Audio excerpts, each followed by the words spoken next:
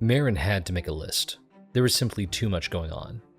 If she focused on the wrong details, they wouldn't leave this secret laboratory alive. 1.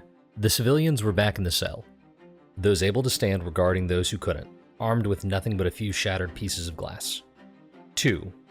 That tiny Titan Seco Research hadn't only experimented on humans, they drained a baby Titan of power to do it. Pain from an uncomfortable memory at this familiar scene needed to be shoved aside, just like the desire to exact retribution on the evil bastards who caused the poor thing to suffer so much for God knew how long. That was because... 3. The creature in the other room.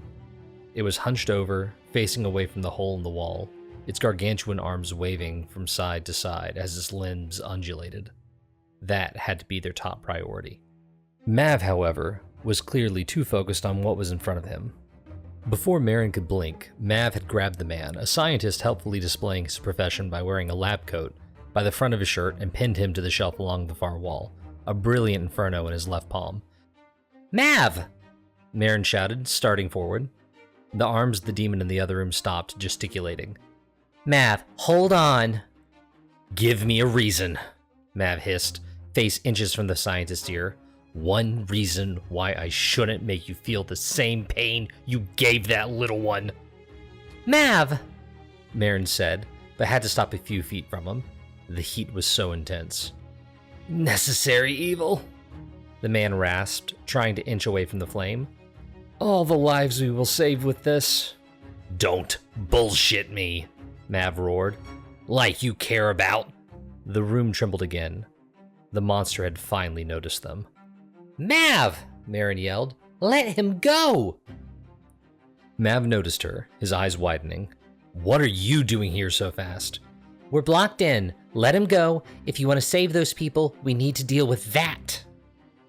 She pointed to the hole, where the largest monstrous experiment yet glared at them. It moved toward the hole. Mav released the true monster, dashed to the hole, and rocketed toward it in a literal flash. Maren whipped the scientist in the face with water. "We'll deal with you later." Now she had to keep Mav alive, or they were all done for.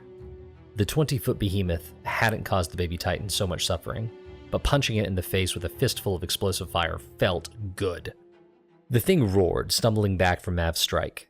Its face was indented and partially blown away along with its right side, the slimy skin blackened by the fire. The skin undulated, repairing itself and reforming into its normal monstrous face as Mav hit the ground at a roll. The room was massive, at least 3 times the size of the room with the hospital beds. It was also at least 3 stories tall, with the room Mav jumped from along its 2nd story. Various platforms had led from one floor to the next, but most were in ruins, smashed and lying on the floor. Not like it wasn't already cluttered. Shattered glass from broken pods, tipped over vats in varying degrees of disrepair, and dozens of articles of clothing and destroyed flamethrowers all made it difficult to take a single step without stepping on debris. The monster couldn't seem to care less. It stomped forward, smashing another pod and vat with a leg the width of a car. "Trails of fire!" Mav swept his hand along the floor towards the monster. Flames sailed beneath the monster's leg. It groaned, stepping away as its skin sizzled. Mav repeated the action, aiming at various points in the room until paths of flame filled the area. So long as Mav concentrated to keep the fire alive, there wasn't a spot on the floor the beast could step without getting burned. Then the beast struck Mav with its tail as he placed the final trail, sending him flying. A broken pod stopped his flight, a loud clang sounding as his body dented the device. Back aching, Mav focused on keeping the flames alive.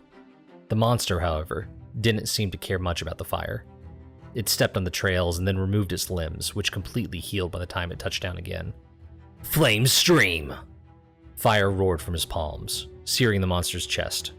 It placed an arm before it, hiding from the flames behind its hand, and continued walking. "I might be in trouble," Mav muttered.